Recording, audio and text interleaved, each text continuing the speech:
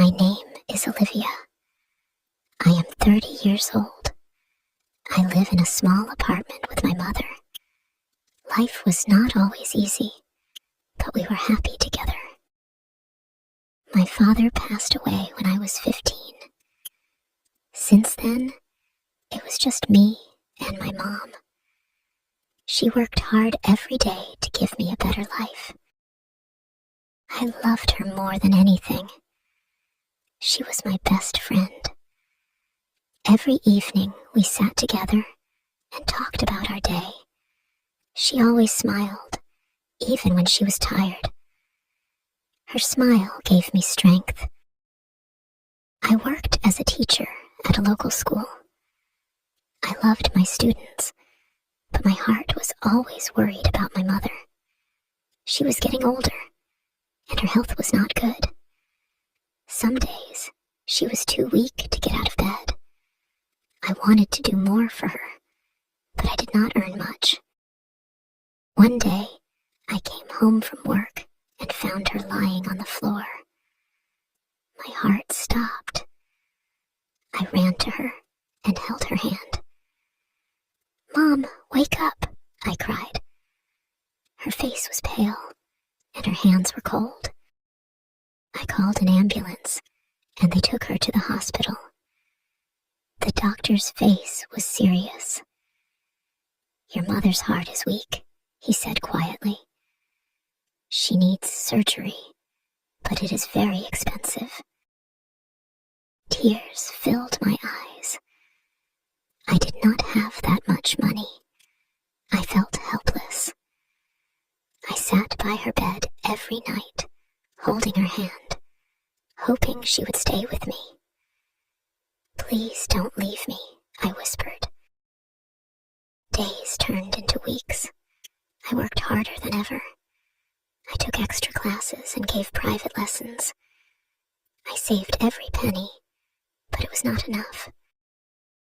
One evening, as I walked home from work, it started to rain. I had no umbrella, and my clothes were wet. I felt tired and broken. I wanted to be strong, but I was scared. What if I lost her? When I reached home, I found a letter in the mailbox. It had no name. I opened it with shaking hands. Inside, there was a small note.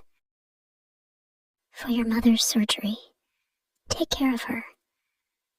And with the note, there was $20,000. My heart raced. Who sent this?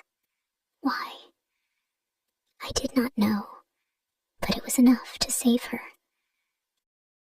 The next day, I took my mother to the hospital. The surgery was long, and I waited outside, praying for a miracle. Hours passed.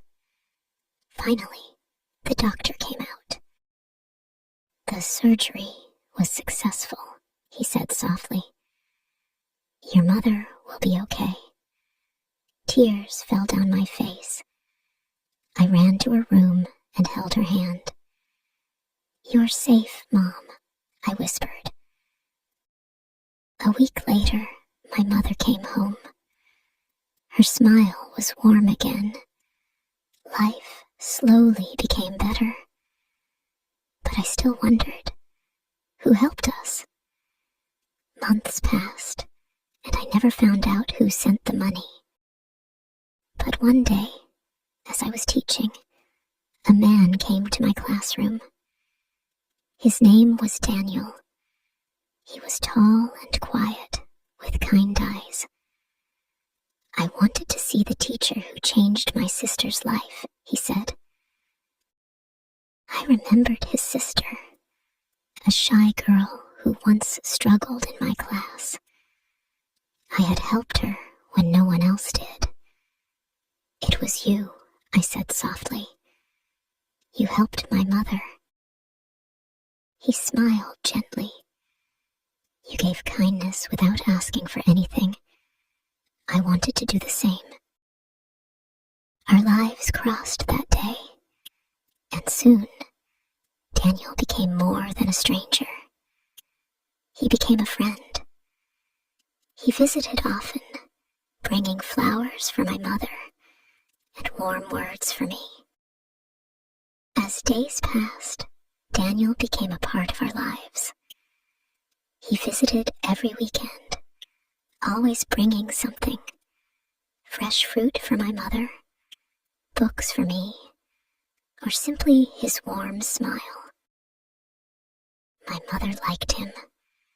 I could see it in the way her face lit up when he walked through the door.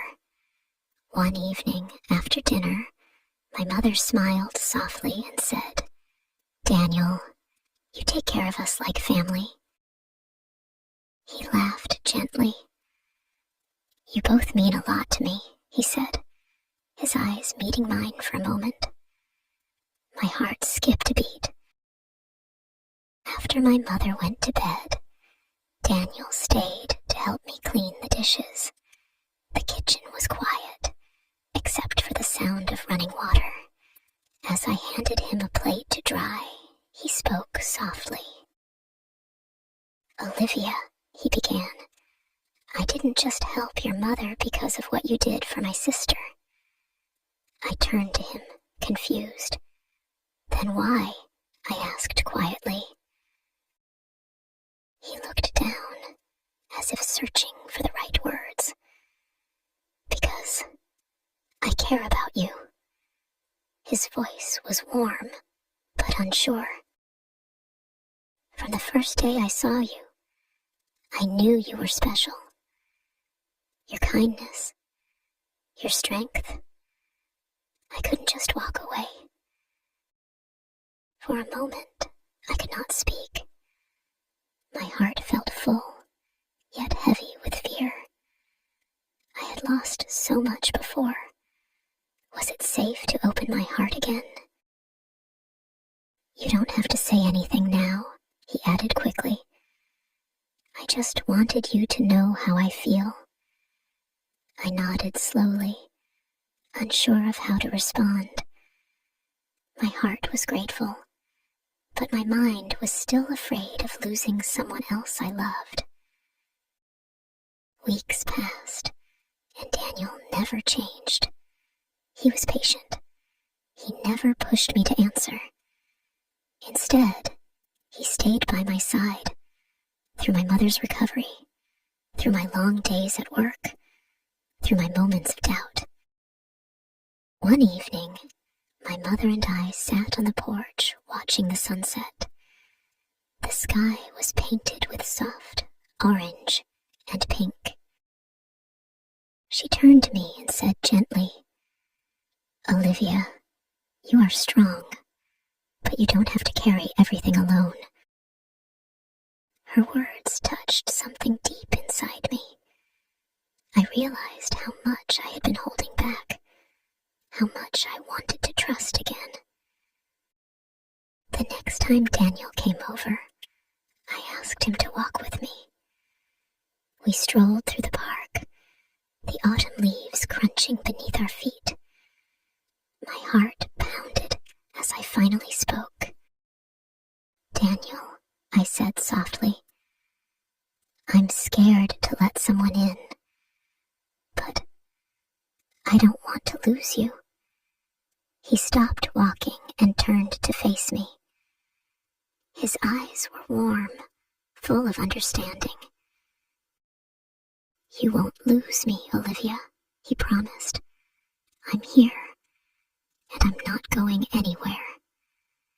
For the first time in a long time, I felt safe. I reached for his hand, and he held mine gently, as if he knew how fragile my heart was. Months passed, and our love grew stronger. My mother grew healthier, and I smiled more. With Daniel by my side, the pain I once carried felt lighter. One day, after dinner, Daniel stood up and took a small box from his pocket. My heart raced as he knelt down in front of me.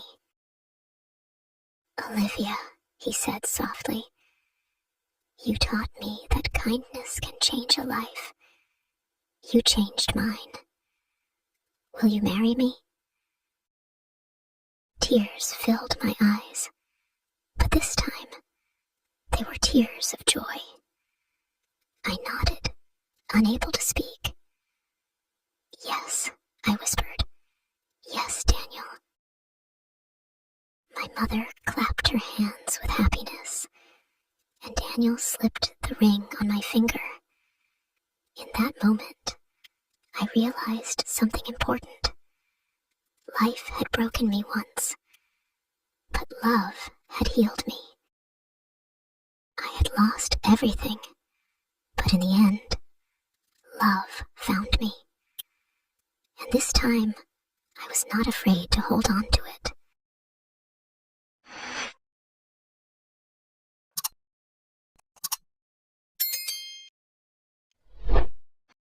Thank you for watching.